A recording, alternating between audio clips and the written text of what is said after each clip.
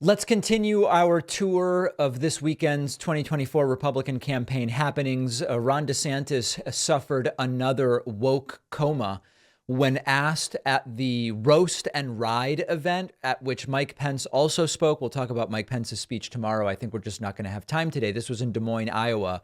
DeSantis went into another one of these comas where he uses the word woke. I mean, let's count how many times he uses it in 30 seconds.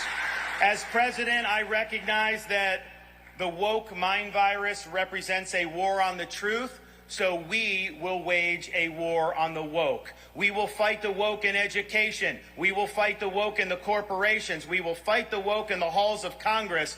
We will never, ever surrender to the woke mob. We will make woke ideology, leave it to the dustbin of history. It's gone. So that's 7 wokes in the first 28 seconds there. Now, has DeSantis ever defined woke? He tried. We're going to look at that a little bit later when we also look at Nikki Haley's attempt. I think we'll talk about the definition of woke a little bit later. Here, what I want to mention, and it's particularly important if we want to understand the DeSantis campaign. The whole anti-woke crusade that DeSantis is pushing is rooted in, I'm not going to say fascist ideology, it's fascistic ideology, which wants to silence dissent and uphold whatever, right? It used to be we silence dissent and uphold white supremacy when you look to some prior fascists. It could be, for whatever reason at this point, we want to silence progressive voices or we want to silence LGBT voices or whatever. And so he's using this fascistic fear mongering and, of course, misinformation to demonize those who challenge DeSantis's narrow and extraordinarily biased view of what the world and how the country is supposed to operate. And so he will label any attempt to teach or to learn about history and reality of racism and oppression and all these things. He will limit it. That's what he does. And of course, it completely ignores the educational value, the cultural value of learning about those things and of diversity and of inclusion.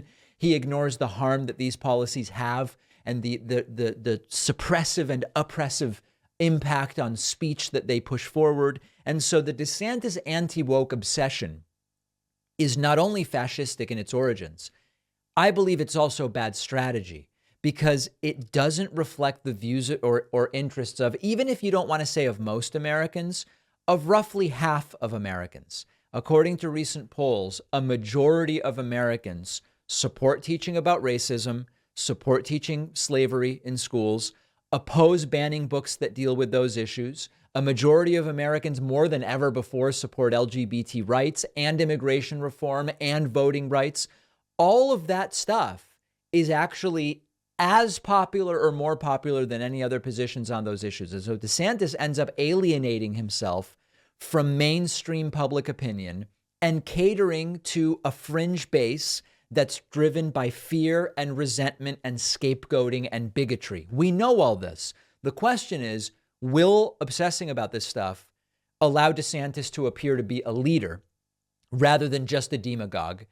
And if the voters of the Republican Party want a demagogue, they've got their guy already, and it's Trump. So it's not particularly good strategy. Totally a laughingstock, truly.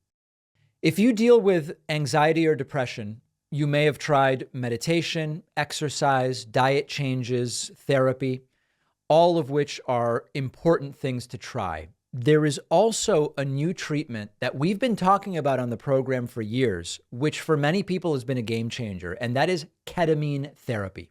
The research around ketamine therapy for anxiety and depression looks very promising, which is why I'm thrilled about our new sponsor, MindBloom.